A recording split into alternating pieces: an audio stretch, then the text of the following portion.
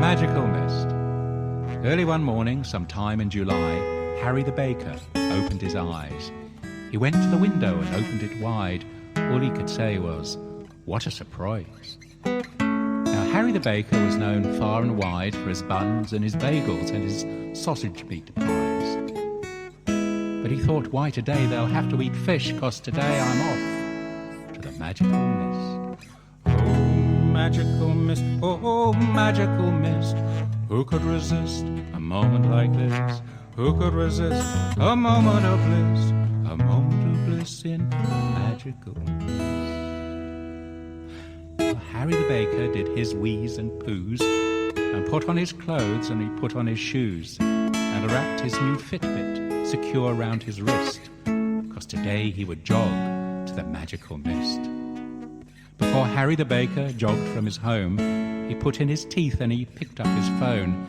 He texted the townsfolk, "You'll have to eat fish, 'cause today is my day for the magical mist." Oh, magical mist, oh, magical mist. Who could resist a moment like this? Who could resist a moment of bliss? A moment of bliss in the magical mist.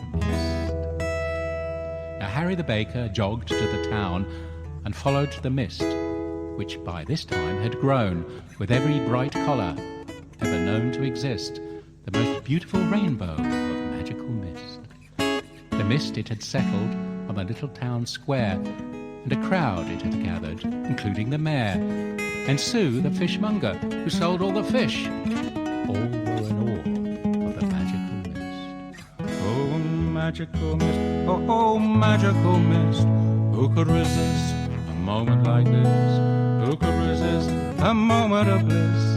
A moment of bliss in the magical mist. When Harry spied Sue, he got quite a surprise and told of his message about not making pies. But Sue, she had texted, there would be no fresh fish. Let's hope there's a food truck in the magical mist. Then Harry the baker let out a gasp as the beautiful mist, it started to part. And in rushed the townsfolk with feelings of bliss in the magical mist. Oh, magical mist, oh, magical mist.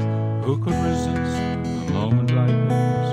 Who could resist a moment of bliss? A moment of bliss in the magical mist. And soon it was filled with all folk from the town, and even with folk from the towns all around. And there was dancing and music and many a kiss in the magical mist. Since then all the people were never the same.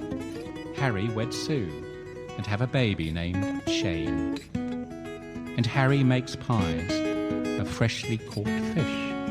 Such was the power of the magical mist. Oh, magical mist, oh, magical mist. Who could resist a moment like this? Who could resist a moment of bliss? A moment of bliss in the magical mist.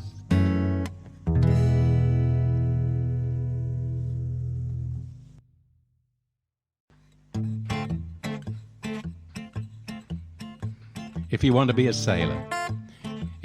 sailor, buy a boat and go to sea. Don't stand in a bowl of custard with your trousers to your knee. That dead parrot on your shoulder does not impress me. If you want to be a sailor, buy a boat and go to sea. If you want to be a pilot, find a plane and fly away. Don't stand on the garage roof and flap your arms about all day. You'll never cross the Tasman, try as you may. If you want to be a pilot, find a plane and fly away. If you want to be a skydiver, buy a chute and find a plane. That free fall from the sofa we all thought quite inane. When you jumped out of the Toyota, you landed in the drain.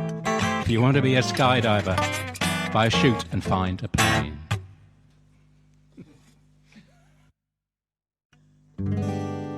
The dusty road to Eldorado. I'll tell you a tale of a man who set sail and ended up spending some time in Eldorado.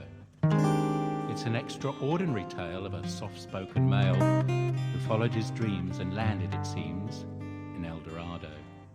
Yes, he'd searched his home in deep despair, only to discover his cupboards were bare. His lovers, they would come and go and leave him with no room to grow. So he packed his bags and said goodbye for a while and headed out with just a hint of a smile to Eldorado. He said, there's no one going to get in my way, and if they do, they'll get a letter someday from Eldorado. So he walked to the sea on the dusty road, spied a pirate ship, and heard, all aboard for Eldorado. The captain was a bearded bear of a man, with a patch on his eye and tattooed on his arm was Eldorado. He said, I see you are a professional man. What we need is a galley hand. You'll have no lovers come and go, but at least you'll have some room to grow in Eldorado. So they sailed away that very same day, and a shipmate sang of the land they say is called Eldorado, of treasures found in days of old, of rum and rubies and silver and gold in Eldorado. And he felt truly happy there, and said goodbye to his deep despair as he scrubbed the deck and cooked below. At last he had the room to grow. Then the captain spied the magical land, and the pirates raced to the glistening sands of Eldorado, past mountains tall and meadows green, to the grandest castle he'd ever seen in Eldorado. And inside the cupboards, as he'd been told, were stacked with rubies and silver and gold. And the king said, you're all so welcome here. Take as much as you need, we have no fear in Eldorado. So they filled their bags with the bountiful fare, and the joyful voices filled the air in Eldorado. And as they sailed back to their native shore, the pirates sang their song once more of Eldorado.